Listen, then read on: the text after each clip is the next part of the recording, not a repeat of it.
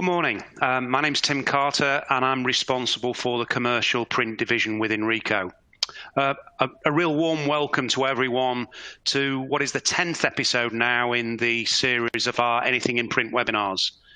And if you're with us for the first time and you missed the previous sessions, you can access them on demand via the AIP Webinar Hub link in your resource list.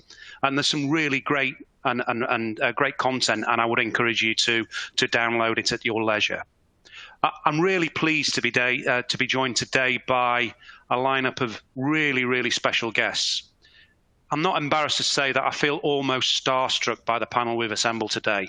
A true collection of talent and authority.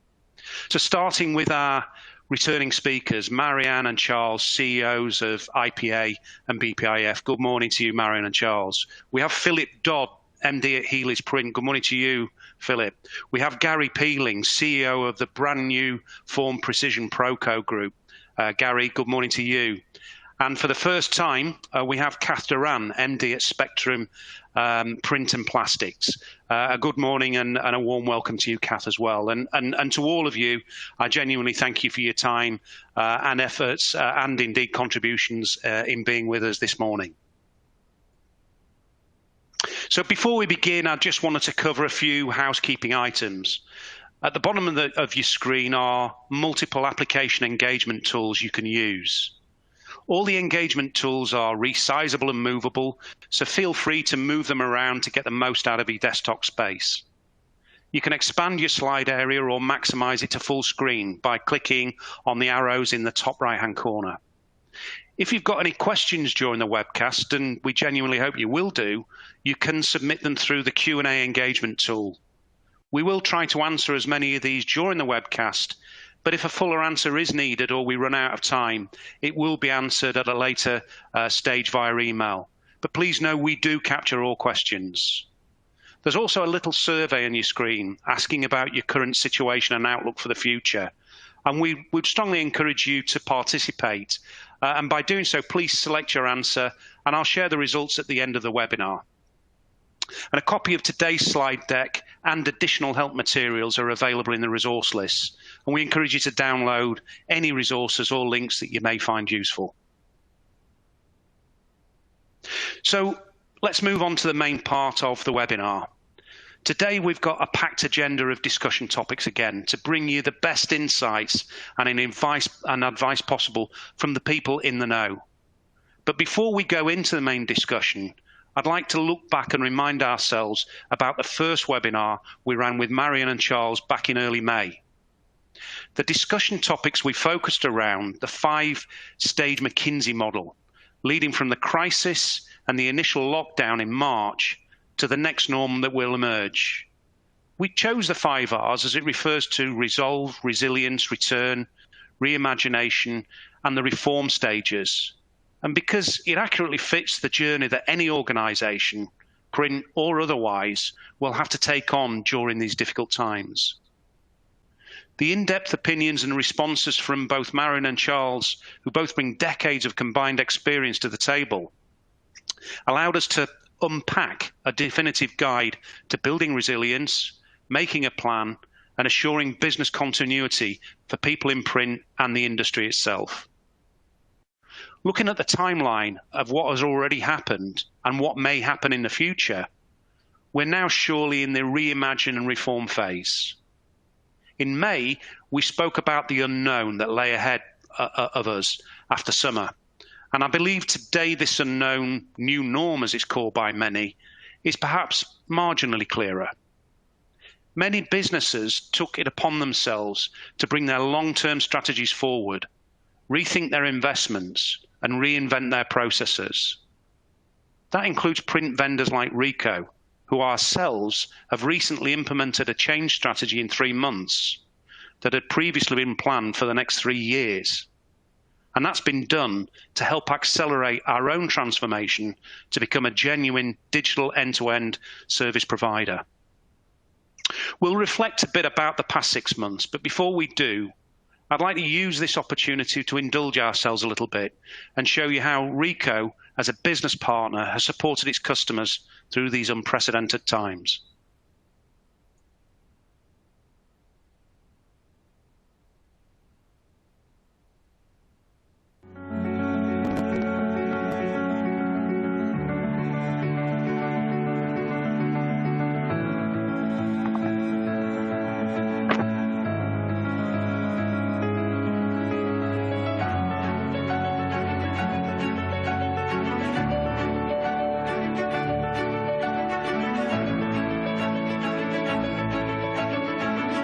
Eco 3D, it's been able to adapt production so it can make 40,000 face shields a week. Just about to go into the Rosie Neonatal Hospital. About to go on to a COVID ward in Harlow Hospital. We will see you on the other side.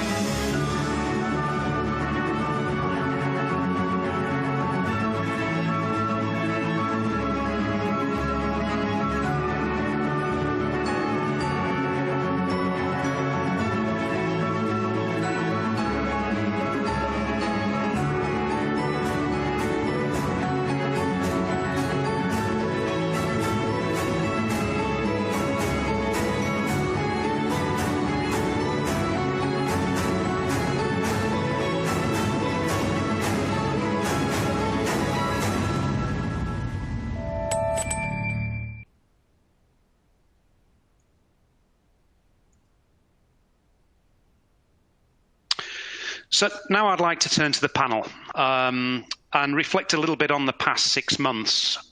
So Charles, if I might start with you. If you think about the guidance you gave our audience back in May, what's come true and what has changed? And has anything new or unexpected emerged?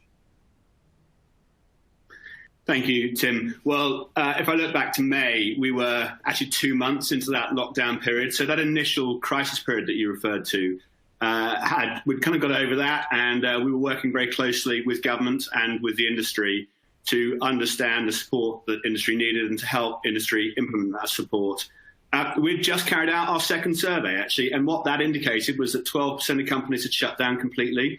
About 75% of companies, so the great majority of them, had to scale back operations really significantly, actually around 65%. And about 12% of companies in our sector, often in the packaging sector, saw no change. So what that indicated was this massive reduction in demand. And on the back of that, we asked members to look forward to how they thought what the longer term trends would be.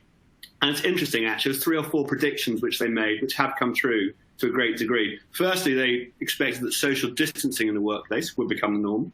Secondly, that working from home would also become norm. I'm sure we'll talk about that later on. They expected a faster digital transformation to meetings. But the biggest and probably most important implication, which I think we're still feeling now, is that it would take potentially more than 12 months for demand to recover. And that's very much been the case. So what we've seen is demand coming back, but we're still coming back from a low base, and we're still significantly below where we were.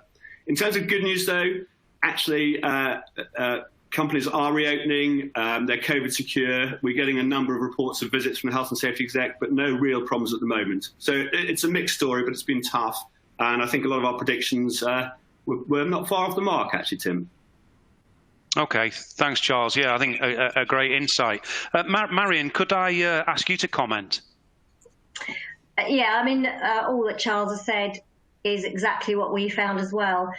I think on a personal level, I think coming through that first almost shock of thinking this can't be happening, this can't, we can't see our great UK economy literally shutting down, and realising it was shutting down, and then spending time talking to printers who didn't know what to do. We were all in that complete shock phase.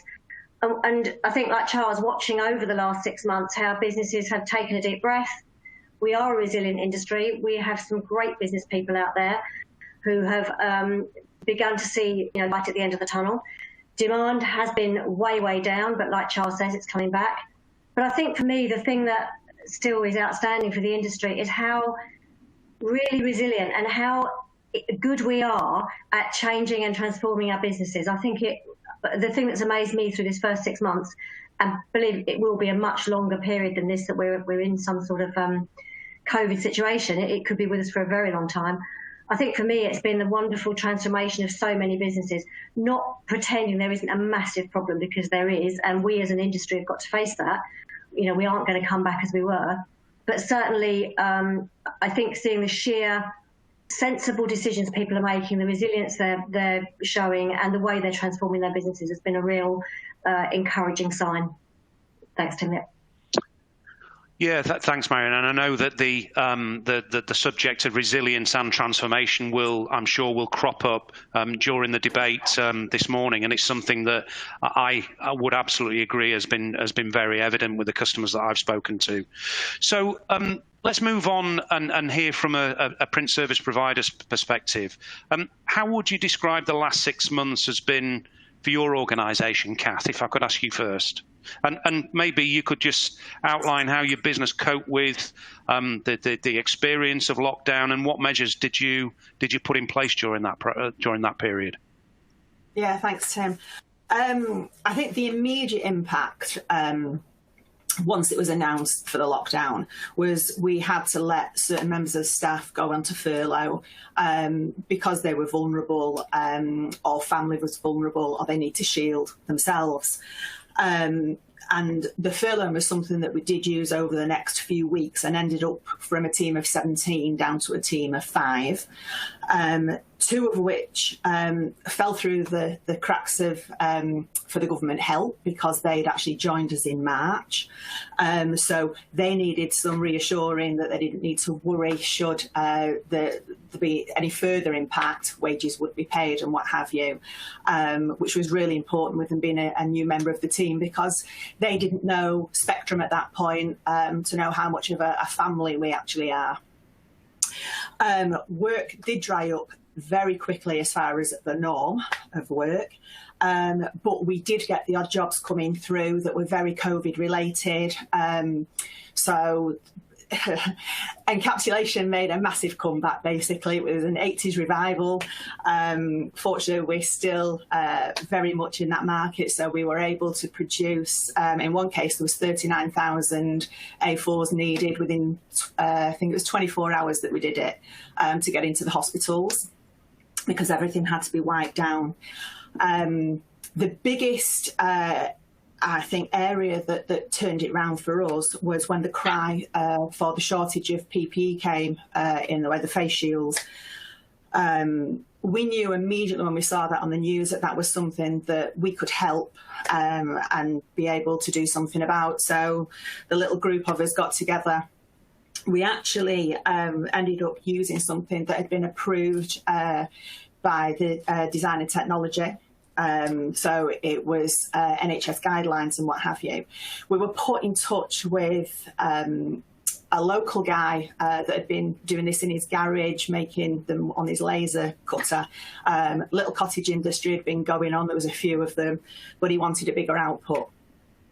We got together and he wasn't disappointed. By the time we got up and running, which took us about 5 days, we were producing 20,000 a day. And it meant that we could flood all our local areas and northwest, and we ended up spreading a lot further into Wales and getting together with other fundraisers. So to begin with, we'd done this on a voluntary basis. We'd come in over Easter, but obviously we couldn't sustain that, because never mind COVID seeing us off, our success would have seen us off. So because we're working with fundraisers, this covered our costs.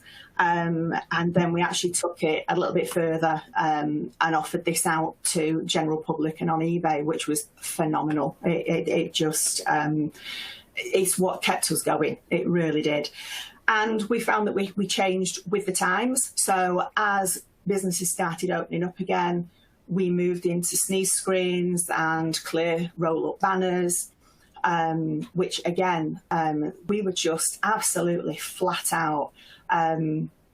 It seems absolutely ridiculous to say, but it was probably the busiest months of the year we'd had, bearing in mind that obviously we were much less staff at this stage, but it did allow us to bring back staff quite quickly as well.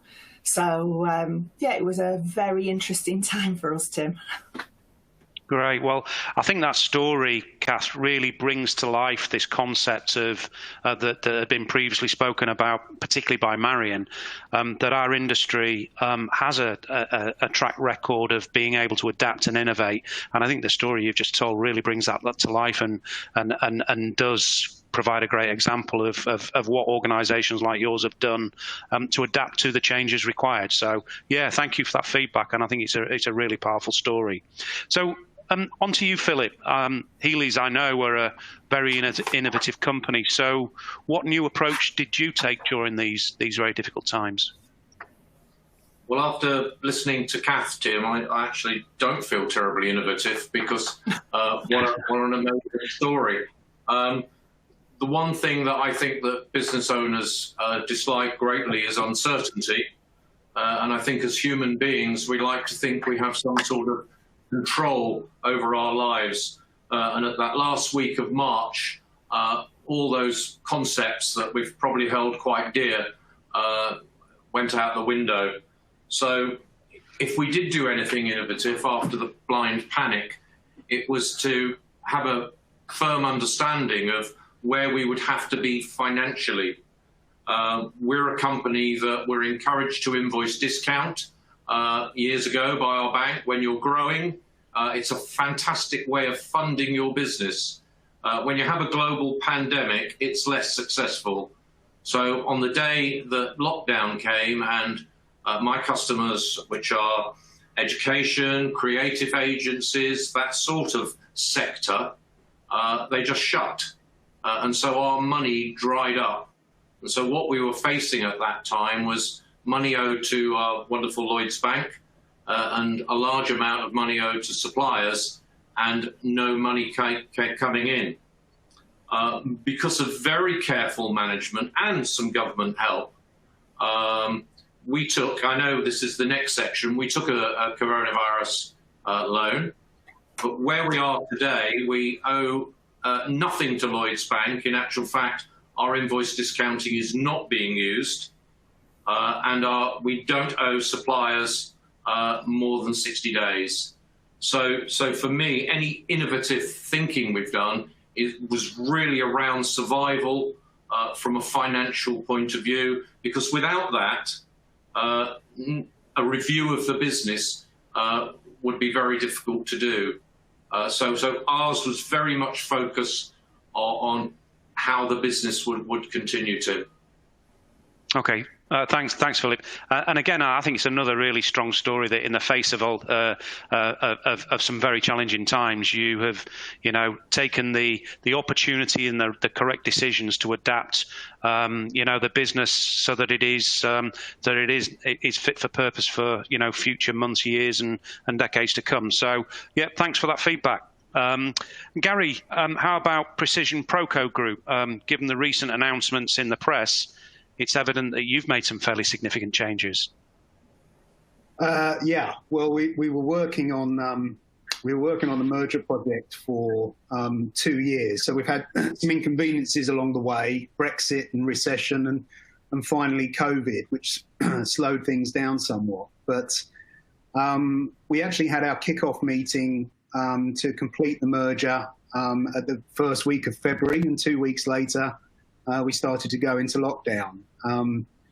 But we did benefit from working together. The companies that eventually merged, we worked as one through the crisis. And I think that proved to be very reassuring. As we all know, it was a terrifying time for business owners, a huge amount of uncertainty. And to be able to reach out to colleagues and bounce ideas off and share initiatives was really very valuable. In terms of the last 6 months, I think I'll echo what everybody else has said. I think the key, which most people have demonstrated, I believe, is to move quickly, is to make decisions. Initially, that was around control of cash and raising of finance to make sure that everything could move forward. But also to look with an optimism, no matter how large the crisis, and this is demonstrated by the other contributions, a crisis by definition throws up opportunity. You just have to find where that is. We have 3 main revenue streams at Precision Proco: corporate B2B print management, which was completely depressed at the beginning of the crisis, mainly because large, significant corporate brands just simply didn't know what to say and how to say it, so decided to do nothing, which was difficult. We have our Where the Trade Buys e-commerce site, which is supporting resellers, and obviously they were suffering from a similar thing, but you know, in terms of their customers as well. The other area that we do is supporting consumer print brands, supplying things like photo books and greetings cards. And this is one of the first green shoots of opportunity. Obviously, in lockdown, retail was closed. People were at home. We've heard about the e-commerce boom. And if you wanted a greeting card or if you wanted a thoughtful gift, then a photo book would make a good present, and a personalised greetings card would obviously deal with upcoming events. Those products reached Christmas peak level, so that was the first opportunity, and really was an indication of the thing that has been seen in terms of the e-commerce transition. With regard to our resellers on Where the Trade Buys, what we started to do is to move into products and change the product mix, and a lot of that was around COVID secure products like sneeze guards and labels and so on. And some of them were old products which we repositioned in a way which was relevant to what was happening at the time. So as we got past COVID security, we actually demonstrated print products for Eat Out to Help Out, for example. So outdoor banners, advertising retail. And that was one of our big lessons through the crisis, is to demonstrate the product in context, relevant to what's trending at the moment. And that did very well in terms of giving the assets to our resellers to go out to their market and say, actually, I am relevant, I've got something that you need, and this is what it looks like. And we took a lot of time to put those assets in our resellers' hands, and as a result, our product mix changed quite quickly. So as we sit in July, we were probably at pre-COVID level, but with a completely different mix of products from where we started. And the key thing was constantly looking for that opportunity, looking at what was going on in the market and presenting our product in that setting. That proved to be really successful.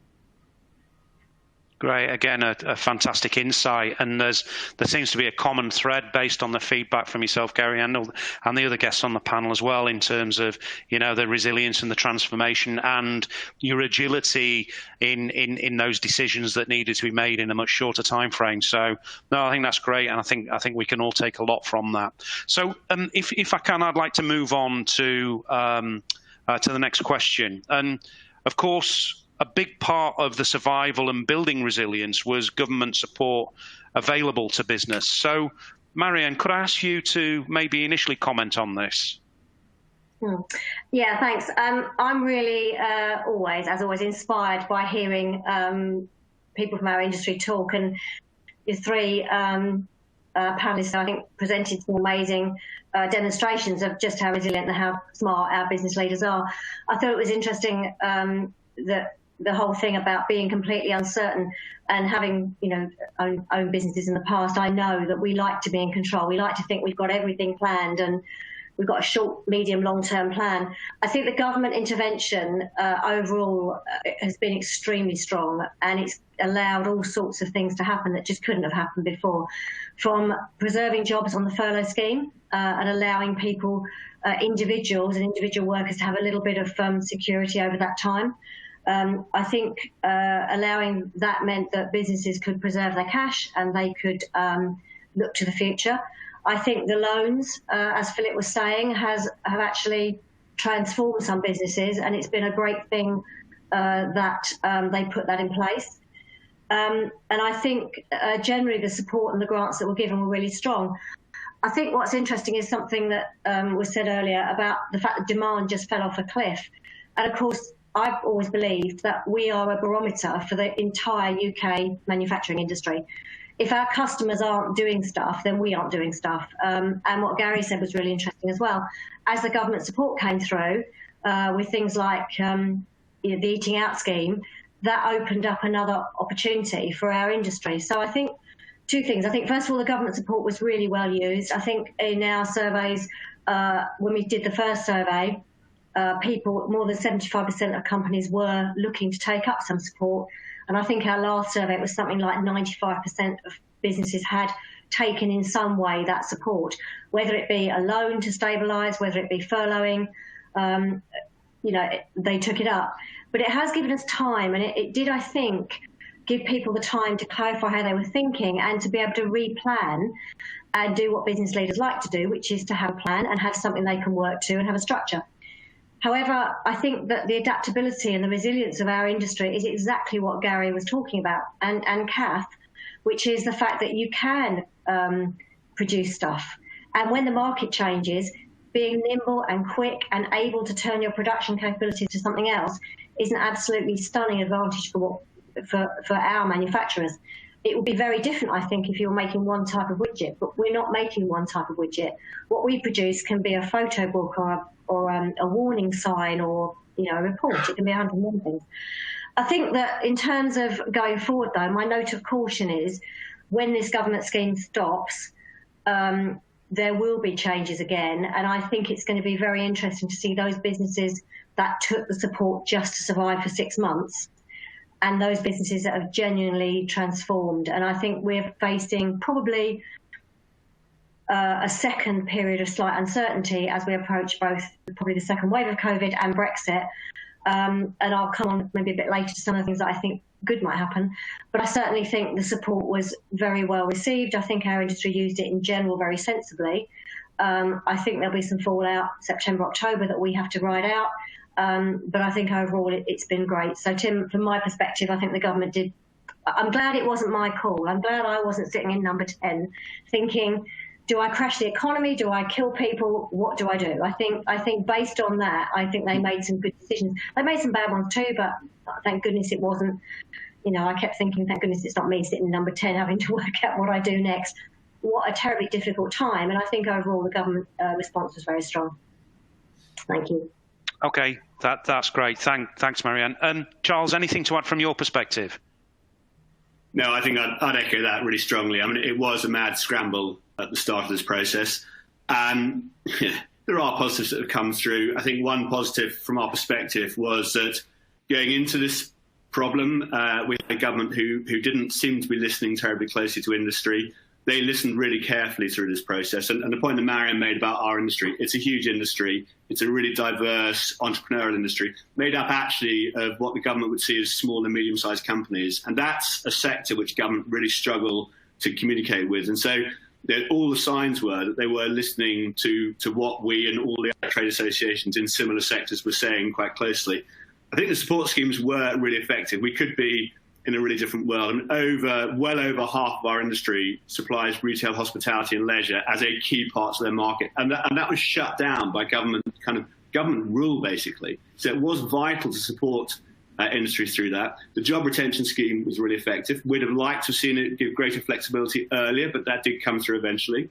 The civil scheme got off to a terribly painful start initially, but then did actually come through more strongly after that. Our reservation around that, though, and I think that's what we now need to think about as we go forwards, is this is debt to enable organisations to kind of keep functioning as opposed to reinvesting back into their people and their processes. And we've got some reservations about that. I think government and banks are going to need to be pretty supportive moving forward. The other support schemes, such as deferral of VAT, also important not to forget, they were important too. So overall, it's been quite helpful. Very helpful, I'd say, but we are very much into that next phase now, and now it gets tricky. The GRS, the job retention scheme, ends at end of October, and I think, as Marianne just touched on, certainly what we're seeing is pretty strong indications that organisations are looking very, very closely at their organisations and what they're going to do and not do, and what size and shape they need to be as they move into this next stage. So that's the main points, Tim. Cheers. Thank you, Charles. So, Philip, could you maybe just summarise and outline how Healy's benefited from the government funding over and support schemes over this period? Certainly. We use furlough. We're still using furlough, but to a much lesser degree. We're running at about 70% of pre-COVID levels, which I'm very, very pleased with. September has seen a significant increase. as I said, we did take a CBIL loan. I was very, very fearful in those early days, particularly with customers, a lot of them shutting up shop, that the actual money coming in from them would dry up. And thankfully, exactly the opposite was true. Our customers actually, by and large, paid us quicker than previously. And this put us in a very strong position in that the vast majority of our loan that we took is still intact and is still there. We have made some other internal financial changes, because my belief going forward is that I don't want a colossal amount of asset finance repayments going into the rest of the year. Marion said that she thought we'd have further fallout. I think the fallout will be slightly later, and I think it will occur late this year, early next year, as the holidays that a lot of finance people and Rico gave holidays also, thanks for that. When they start to unwind and we face this real reality of no furlough money and our costs coming back in full, we've got a false situation at the moment. So, but government response, couldn't fault it. I think it was one of the best in the world. I wasn't expecting 80% from the government. So I'm very, very thankful of that. Back to you, Tim. Thank you, Philip. Gary, how's the support helped your organisation? Yeah, I echo everything that's been said. I think it's been absolutely critical. If we look at the CBIL financing, I'm picking up on the point earlier, and one of the big concerns on Philip's point, one of the big concerns was what's going to happen with payments from our customers. So we have customers in the theatre industry and hospitality industries and so on and so forth. And what you could see coming along is if you could navigate your own cash flow problems, you were going to get taken out by a wave of bad debt. And I think, in essence, that refinancing that has taken place has removed that risk. I also agree with regard to the flexibility. I think it will turn out to be a mistake that the furlough scheme didn't allow businesses to use people on occasional days during a working week earlier in the process. The reason for that is that I think that forced a lot of companies into hibernation, and if you're in hibernation, you can't act quickly, like we've been talking about. So effectively, we've got these zombie organisations who have just literally gone through that first 3 or 4 months not really doing very much at all. And while they've survived, that's not good for the economy, and we would have been better if they were out thinking about what to do next. But I think also where we are now is that we have a situation that in a lot of cases, although the businesses have got more debt, they are more liquid. And that's also not just in our industry, but that's on our client side as well. And that gives me some cause for optimism, because at the point where we come out of furlough and you're well financed and liquid, you need to sell and you need to market and you need to open up new markets. Whether or not you're in hospitality or events or wherever you are and how difficult it is, you need to start doing something. Doing nothing isn't an option as well. I think there's also some interesting new schemes that are coming out, which I'll be interested on. I'll be interested in Marianne's and Charles's view on this. Is the new Kickstarter scheme? So the new Kickstarter scheme is providing funding for 18 to 25-year-olds in a training capacity, where they will pay up to 25 hours per week at minimum wage for people in that age gap. Now that's very interesting, because it's been a bugbear of mine and probably the industry as a whole that we need to encourage to get young people into business. But if that's being part funded by government, and obviously we've got a lot of school leavers that are coming into the job market, where, highly skilled and no skill, which we can find roles for within our industry, to have that part funded is really interesting. However, at the moment, the scheme is, I believe, only open to take 30 candidates at one go. So that's okay if you're a large group like we are. But I'd be interested to know whether Marianne or Charles are thinking about doing some kind of cooperative which will allow people to take part in that scheme, smaller businesses to take part in that scheme through the IPA or through BPIF potentially. Marianne, Charles, would you like to respond? It's something that we're looking at. We've got some news going out on that shortly around how that scheme works. And at the moment, the scheme appears to be restricted to employers.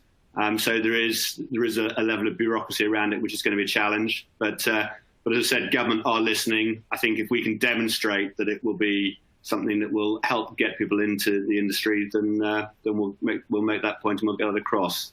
Whether they will listen, we'll have to wait and see. And we're working. Same thing for us. We're working on a scheme, obviously looking at either bringing groups of our members together or hopefully running something ourselves, which will enable the smaller companies to benefit. But we're looking at it very closely now.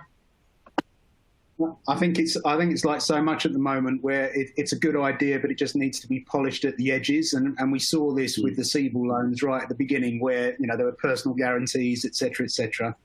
But this has the makings of being able to do two jobs, which is it's providing supported labour for any industry, but certainly our industry that could do with it, and also putting young people into jobs where they will potentially have a career. But they then put this 30 people hurdle in, and it becomes unworkable. So hopefully we can together we can find a way to collaborate and share those groups and get them involved in our industry. If I could jump in, Garen, I totally agree. The apprenticeship schemes in our industry have been really good about taking people into the industry. The challenge around Kickstarter are things like, I think the individuals have to be on universal credit at this stage.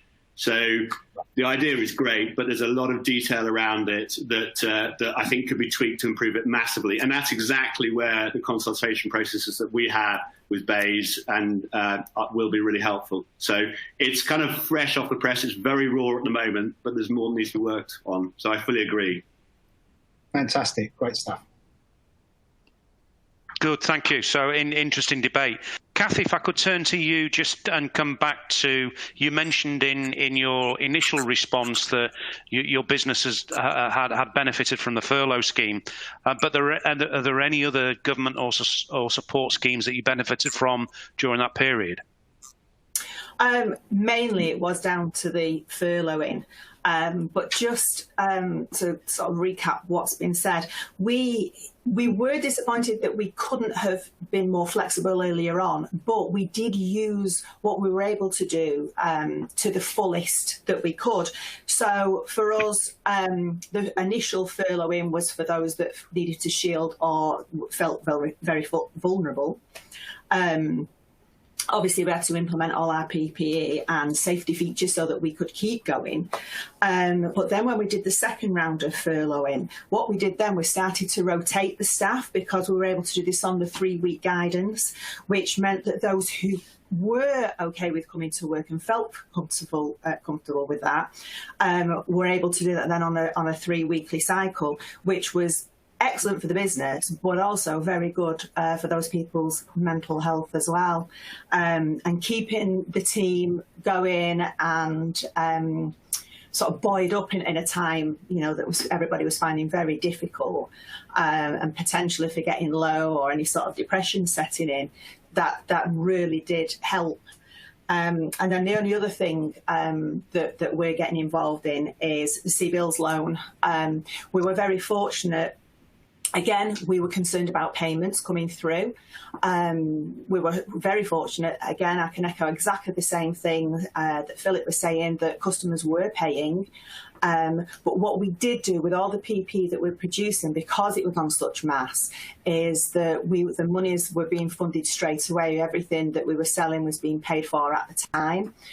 So that kept the cash flow going during that. Suppliers were excellent and still just allowing the same sort of amount of time that we would normally have, the 30 days, 60 days or whatever, and were extremely helpful. in helping us with that. So we're looking now at the CBILS more for the next few months rather than where we've actually been. So yeah, Great. That's it for us. Thanks, Kath. So moving on, there's a lot of talk in our sector about the print community really coming together. And Maran, you spoke about this at length in our last seminar. So is there anything that surprised you, or were you not surprised by what's happened over this last period? I think life constantly surprises me, so probably everything surprises me. So we set up something called the Sourcing Bridge, which we used to get members to talk to each other. So basically our original idea was that if people were furloughing and they were furloughing a whole department, they could perhaps work with a partner company who was furloughing a different department. So someone could be printing, but furloughing their finishing department, that they could work with a local company to work together. That was our original idea, and it went really well. We launched the platform and had lots and lots of inquiries. And then it grew, and actually, I think Kath mentioned it as well. I think the feeling of the good old British wartime spirit, people wanting to help each other, genuinely being more open with each other, some of the competitive conversations going to one side, was really encouraging. And then we started getting through people who were offering to invest and support and merge and acquire. And there were some businesses saying, look, I've been doing this for 60 years and I'm going to come out and I don't want to see my staff in trouble. I'd like to talk to someone who might acquire. Those conversations, I think, have been, really refreshing. And we've seen some really interesting partnerships. The other side that we've seen, I think, is more partnerships going out into the marketing world. So we've seen a number of marketing agencies working more closely with their print providers to bring out a range of products and sort of maybe safety or leaflets and things for COVID. And there's been some great collaborations there on a local level. So, a local marketing company working with small local cafes and businesses, working with local printers to offer a service to keep those businesses, those cafes and bars and things open and allowing them to access stuff. I think I said this right at the beginning, and I want to just go back on something that Gary said. First of all, we need to make sure that our industry is the place that people go to find these things. Kath, you're making sneeze screens and masks. I don't believe that people originally thought that they could go to the print industry and their local printer to get this stuff. So it's been an interesting collaboration of, as I said, marketing people, distributors, stationery companies working with the print industry to actually bring those supplies to life, because we were not the natural place that you would think to go to get PPE. But in fact, we're responsible for manufacturing a huge amount of it. The second thing I wanted to just raise on something that Gary said was the Kickstart scheme, I think, is really exciting. But I'll go back to my thing that I whine about all the time, is that we as an industry have to make our industry look exciting for these people to want to come and work in it. And we have to make sure our industry voice is about the fact that if you work in the print industry, you can have a job in a number of areas. It can be IT, it can be creative, it can be production, it can be engineering, it can be customer facing. And we offer such an enormous range of opportunity, but I don't know that we articulate that well. Some of you know that we started a group we've called the Heroes Project, which is about changing the industry rhetoric. And we're having some good success at getting PR and information out beyond our industry into other industries to show how effective the print industry can be. And part of that is us wanting to talk very loudly about a career in the print industry is not something that is going to be dead and dying. It's an amazingly vibrant industry. So I think for me, the positives about those collaborations have been that I've seen much more openness and support, and I think that's really encouraging. I've seen collaborations outside of the industry starting to work, and I think that's really important. I've seen people discussing mergers and support and how they can retain jobs over businesses that would otherwise have closed.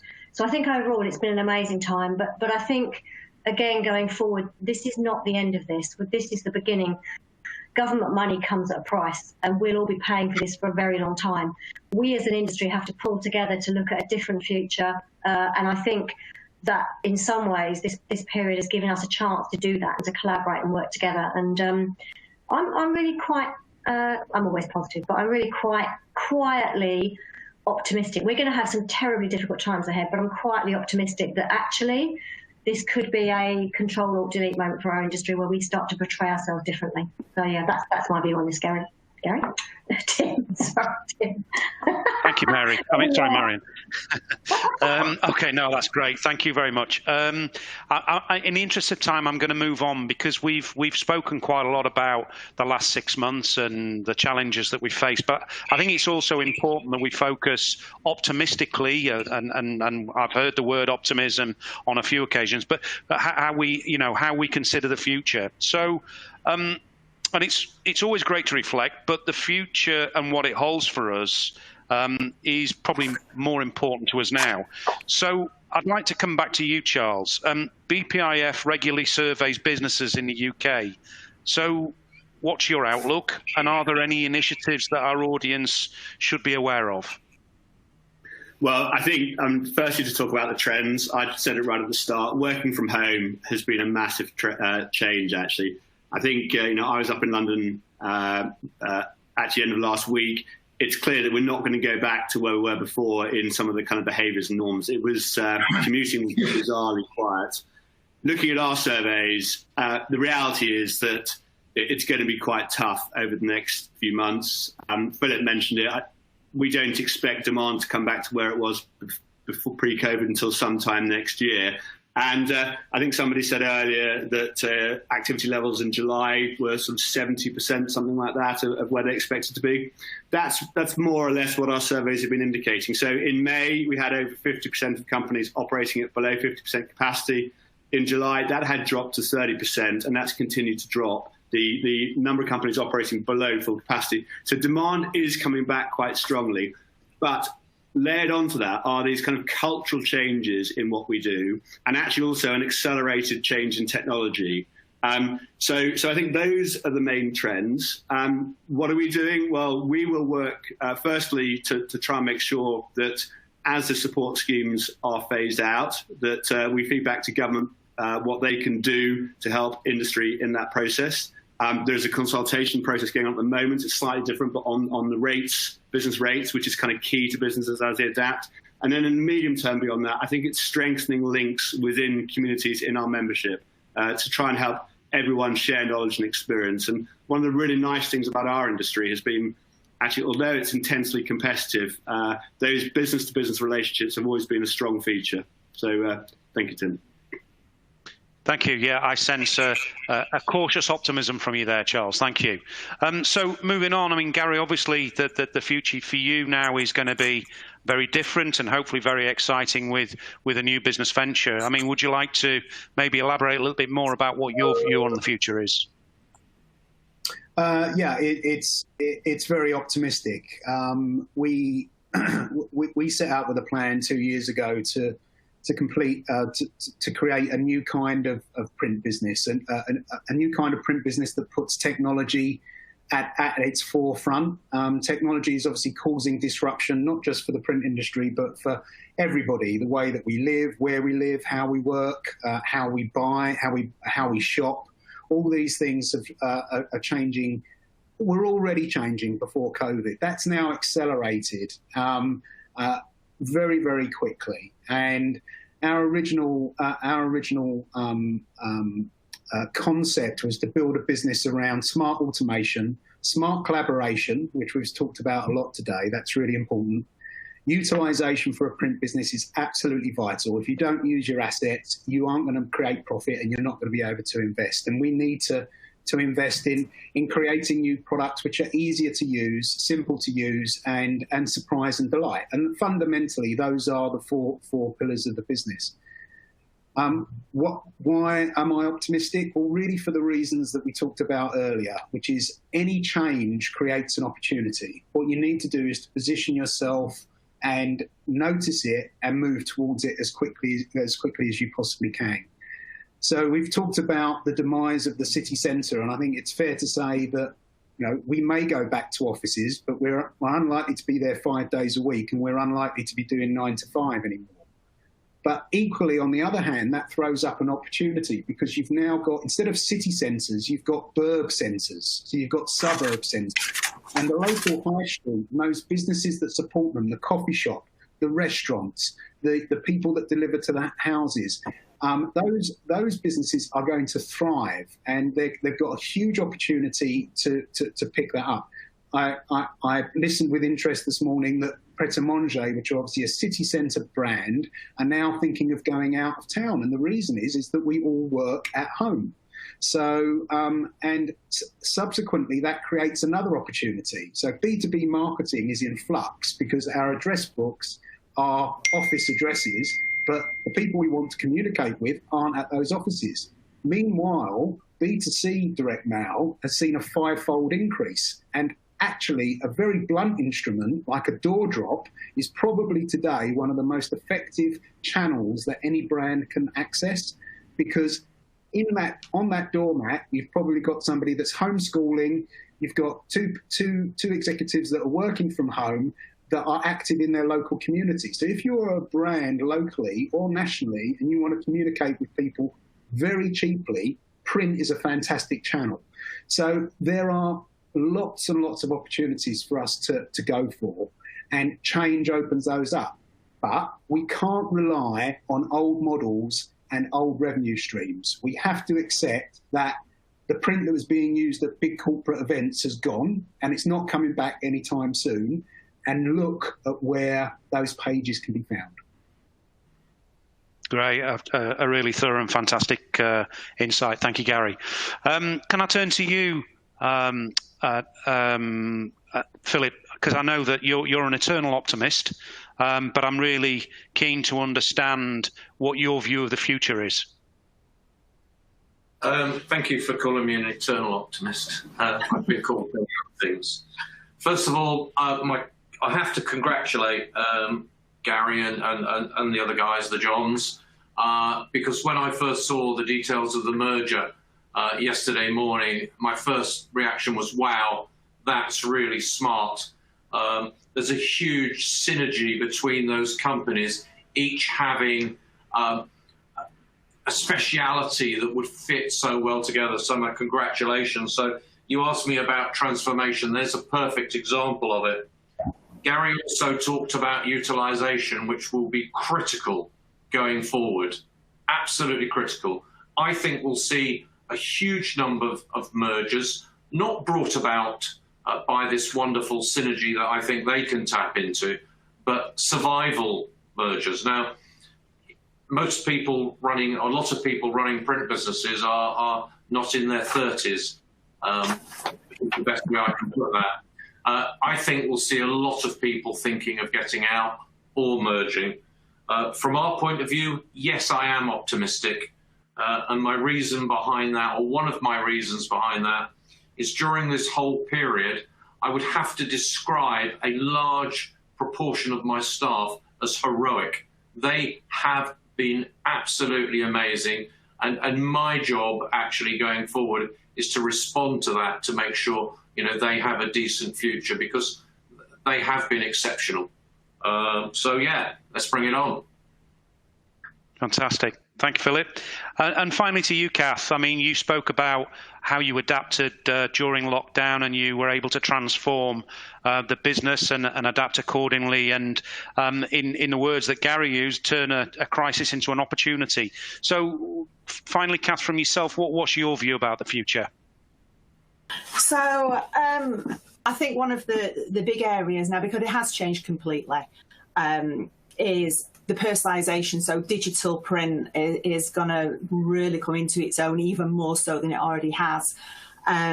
Lots of pop-up businesses have started on the internet, and I think the way to go forward is to identify what can you do, like we did with the items that we did during the lockdown, and how best to get it out there, which again I think is using social media as much as any other sort of marketing process.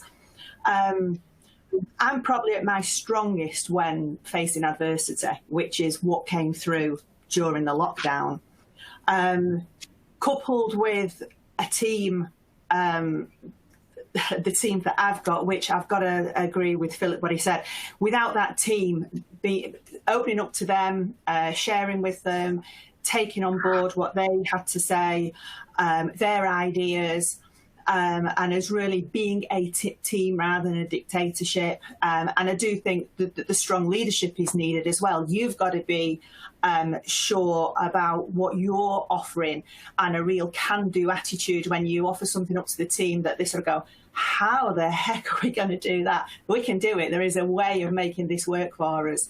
I think is a big way of making sure that you keep going. And how you do end up looking towards the future and what it is you're going to do for the future. Great, thank you, Kath. So, in the interest of time, I'm going to bring this formal part of the Q&A to an end. But you know, Marion, Charles, Philip, Kath, Gary, I genuinely want to say thank you for your contributions and the insight that you provided. I'm absolutely certain that our audience will have found it hugely valuable. So again, thank you very much. So I'd like to just move on and draw the session to a close. And I'd like to, for the audience, to thank you for taking the time out, and I hope you found the discussion insightful.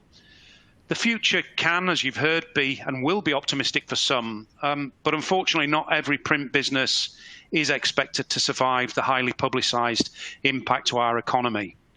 But Ricoh is doing what we can by way of support, as outlined earlier, and striving to provide service and support to help our customers through this period. And linked to this, as many private and public sector investments are suspended, with a knock-on effect on communications activity and print, we're working with clients to help them reassess and refocus so that they can manage the disruption in some of the ways that we've heard from our guests on the panel today, to help them reassess and refocus so that they can manage the disruption to the best of their ability and ensure that they can come out of this stronger than ever before. The long-term transition of production from offset to digital can be predicted to further accelerate. So we're also intensifying our business development training and support programs so that we're gearing up to equip our print businesses with the skills, knowledge and technology to go down this path with confidence. And lastly here, as the future will become increasingly digital and defined by innovation, we'll be bringing forward relevant solutions to enable that to happen. Naturally, we feel that Ricoh's culture of innovation and expertise makes us an ideal partner as you explore how to invest in your own business and to make yourselves ready for the future. It's not just print hardware that we can provide, fix or optimize, and it's certainly not about creating more print capacity to drive commoditization. At Ricoh, we feel it's added value to anything in print.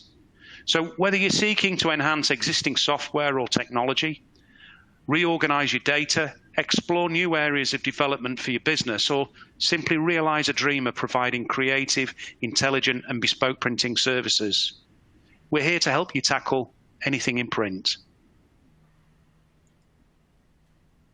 We'd really welcome the opportunity to follow up and discuss our extensive range of products and solutions. Furthermore, the continued extensive innovation and development programs at Ricoh will not only support your short-term business strategies and goals, but also the longer-term opportunities to produce and create print that will stand out, provide differentiation, and drive true value. So please get in touch via the normal channels and also online to download the content from today. I'd also encourage you to register for the next webinars we'll be hosting through September, again designed to provide insight, inspiration, and support. So in the interest of time, we do have a number of questions from the audience, but we're not going to have time to do those and to respond to those during the formal part of the webinar, but we will take the opportunity to respond via email. But I wanted to just close and share the information that we've received from you based on the survey. Because I think it provides a real insight in terms of the cross-section of visitors and guests we have in the audience today. So the question was, what has been your business journey during the COVID pandemic? So 33% of you said you had to scale down temporarily. 22% of you said you were managed to scale up. 33% had to restructure the business. None of you have invested in new technology during this period, which provides a great opportunity for future investment. And 11% of you have remained similar to where you were before. So I think it's really interesting. There's a real cross-section of views based on our audience. But I think the insight given by our guests today will hopefully help you plan that course for recovery and for success in the future. So with that, I'm going to close the webinar today. For our audience, thank you for taking the time out. We do appreciate the time taken out, and we hope that in response that the responses and the content that has been delivered and shared today has been inspirational and interesting and useful. And again, to my guests on the panel, I really genuinely do thank you for taking the time out and providing what has been a real, true and genuine insight for our audience. So please, let's stay safe. Let's help to ensure that our business continues to recover, and that, as part of the industry, we continue to be resilient, we continue to transform, but most of all, we continue to innovate. So thank you all, and with that, I'm going to close. Thank you.